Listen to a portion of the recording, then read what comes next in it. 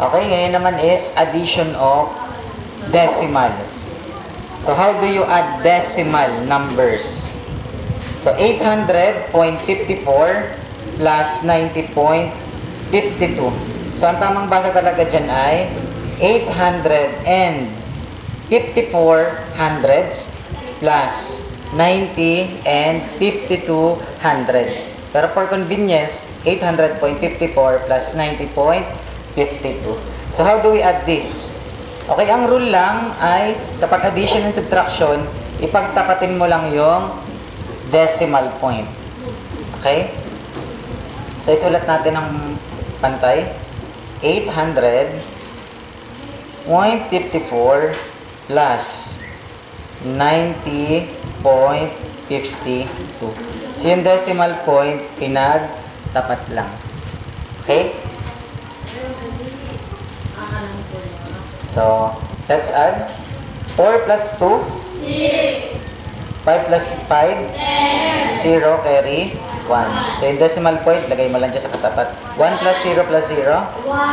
0 plus 9? 9. Bring down 8. So, the answer is 891.06. Naintindihan? Okay. Next example. 94.9 minus 41.871. Okay, for convenience lang yung pagbabasa. So, sulat ulit natin. 94.9 minus 41.871. So, pinagtapat-tapat lang yung decimal point. So, lagyan na natin dito ng 0, 0. 0, 0. Pwede naman yun, hindi mababago yung value nito. Okay? So, lagyan na natin. 0 minus 1, pwede ba yun? Bawal. So, magbabarrow siya dito. Ito, magbabarrow dito. Kaso wala siyang mababarrow kasi 0 nga yun. Kaya ito magbabarrow sa 9. So, si 0 magbabarrow kay 9. So, si 9 ay magiging 8. Si 0 magiging 10. So, si 0 na to, makakabarrow na. Ito, makakabarrow na dito kasi 10 na yun. Okay? So, magiging 9. Ito magiging 10. So, pwede na i-minus. 10 minus 1, 9. 9 minus 7, 8 minus 8. O, lagyan mo lang decimal. 4 minus 1, 3. 9 minus 4, 5. So, the answer is 53.029. Naintindihan? Okay, next example. So, addition naman, para palitan lang. O, addition, 343.4 plus 5.607. Sulat mo lang ulit ng tapat-tapat. 343.4 plus 5.607.